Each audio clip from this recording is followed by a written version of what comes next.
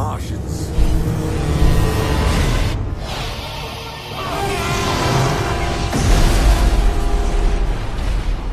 Hendrix. Hendrix! The movie begins in Leeds, 1899, where an alien race called the Martians invaded Earth. They killed everyone and took over the city. Fortunately, there was a family who survived. When they saw the aliens distracted, the family proceeds to use this opportunity for their escape. They were almost out of the alien sight until they discovered that their little son Eric didn't follow them upon their instructions, but just stood still in front of the alien staring at it. The father begs his son to move away, but the son wasn't listening until the alien unleashed a really powerful laser, which prompted the dad to use his body as shield to protect his son, but his body is turned into ashes in the process.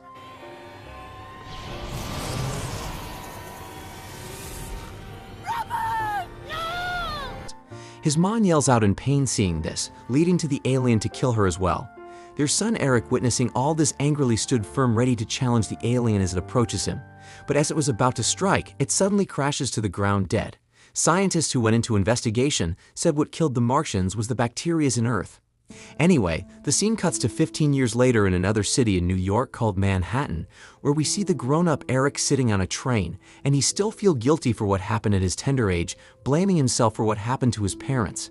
During this time, the world appeared to have radically changed and developed into a steampunk kind of world, where Earth is at the potential upset of the Great War as European countries' fragile alliance began to crumble. As Eric comes out from the train, he gets a warm welcome from his colleague called Shah, who tells him he has been promoted by the general. It turns out that Eric is in an armed force crew called Allied Resistance Earth Squadrons, which was created from the best of the each country armies immediately after the alien attacked, to prevent such an alien incident from happening again. The Secretary of War, called Theodore Roosevelt, stands in front of the forces and reminded them on how the alien forces, the Martians, launched an unprovoked attack against them, and over 140 million people were killed, and many of their great cities laid to waste until these aliens were killed by the smallest creature on planet Earth, known as the Bacterius. As the secretary speaks, he introduces a scientist called Professor Tesla, known to be the man responsible for unlocking the Martian technology, and has made an alarming discovery. Scientist Tesla tells them that he discovered a signal from space, and based on his research, he realized that the signal is the Martial military code.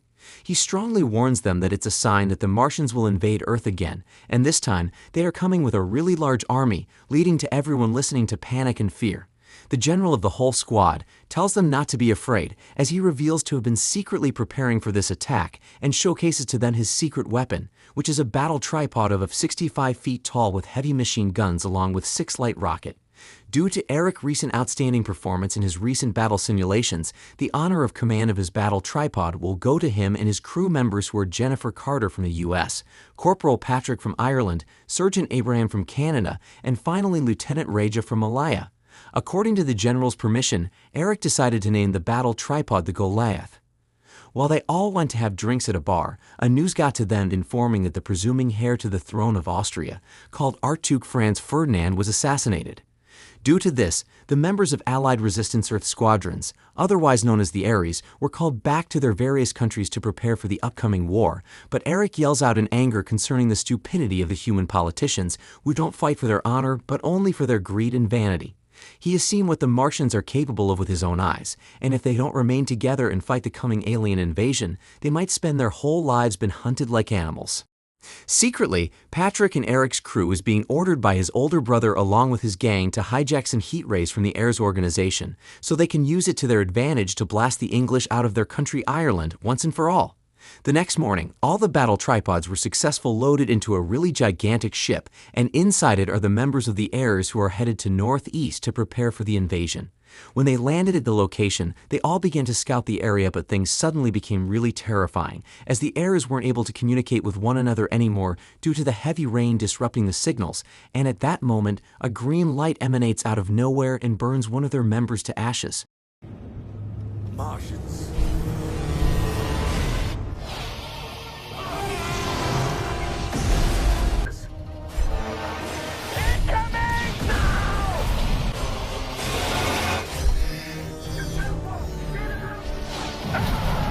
As they start killing forces of the Ares with their heat rays one by one, Eric in command of the battle froze for a moment out of fear, just like he did when he was a little child, but suddenly gets himself in upon his orders. They unleashed their missiles from their battle tripod, which were able to kill the Martians after a really long struggle, but at the cost of losing 57 members and having 17 men injured.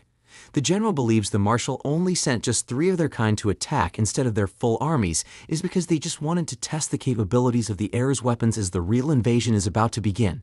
Patrick secretly meets with his brother and gang again, telling them that he will no longer be stealing weapons for them because the Ares will really need it for the Martians' attack. Patrick's brother almost pulls the trigger on him as he walks out but hesitated. Raja, one of Eric's crew members, already knew what they are plotting, but decided not to tell anyone, as he believes Patrick will do the right thing, and he did by not stealing the weapons.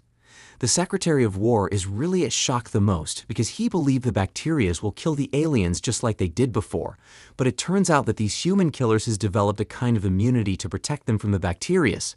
This time the Martian landed on various countries and the Ares were immediately deployed once again to stop the invasion.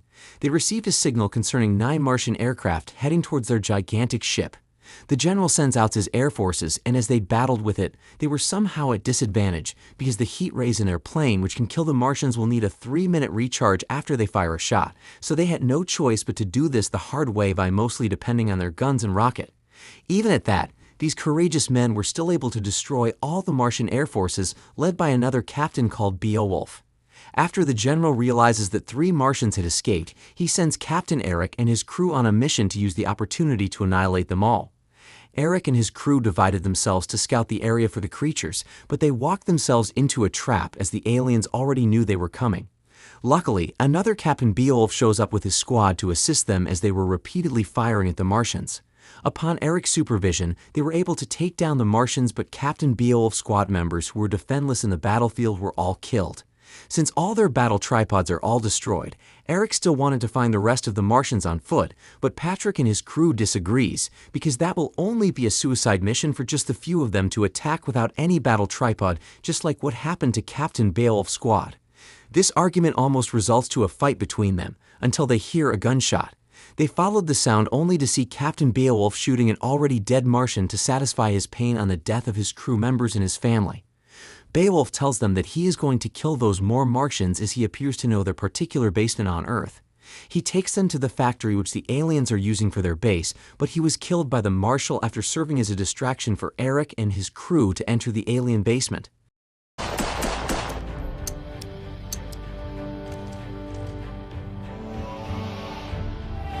coming home, honey. Coming home. Something really more terrifying gets their attention as they saw the Martians capturing helpless humans and harvesting something from them, using it to make some kind of weapons to use in the invasion. Some of them volunteers to serve as another distraction to the Martians, while some help the captured humans to escape, and Eric sets some time bomb in the place. Get out of here! The whole place is gonna blow! Come on. I'll cover you! That's an order!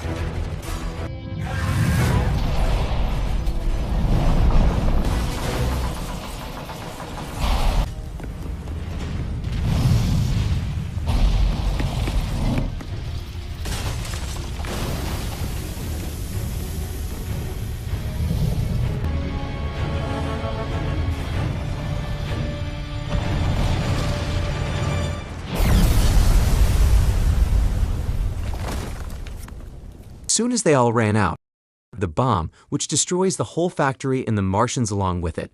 When Eric and his crew reunites with the other members of the Ares once again, he is told by the general that they have no reason to celebrate because their attack on the alien basement were just a diversion to draw the forces of the Ares out of New York, and right now, the Martians with their full force are now attacking New York. As the Ares hurries back to New York, the Martians are already in the process of taking over the whole city, and even the Secretary of War himself refuses to escape with a boat in a situation like this, but to join the forces in fighting the aliens. Luckily, the Ares arrives in time, and together, they were able to kill all the Martians and take control of the city once again. They all celebrated thinking everything is finally over, but a really large Martian spacecraft emerges from the water close to the Liberty Island in New York.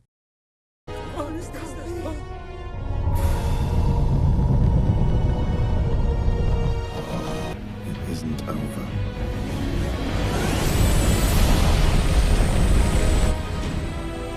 Before you know it, the alien ship releases a really massive heat ray, which killed a lot of Air's members. The general decided to lower the aircraft while trying to get closer to it to avoid the heat rays. Almost all the buildings in New York were destroyed from the rays, and one of the falling buildings even hits the Air's aircraft, causing Dmitri to almost fall off, but the general catches on to him. This guy is revealed to be the general's son, who let go of his father's hand so he can control the ship again to prevent it from crashing. The general, filled with anger, was finally able to get really close to the alien gigantic ship and decided to sacrifice himself by using his aircraft to crash the ship, which killed the aliens along with the general in a massive explosion. Fire!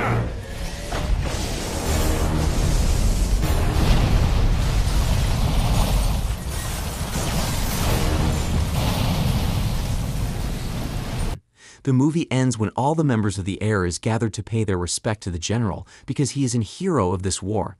The secretary says to them that this time they are going to build a spaceship to take them to Mars itself so they can kill all the Martians once and for all.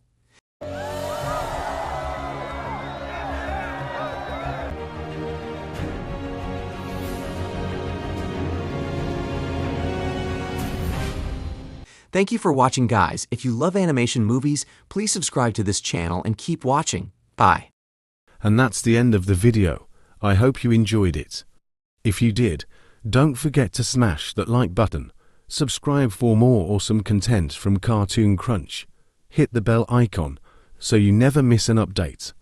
Let me know in the comments what your favorite part of the show was, or if there's a cartoon you'd like me to cover next. Thanks for watching. And until next time.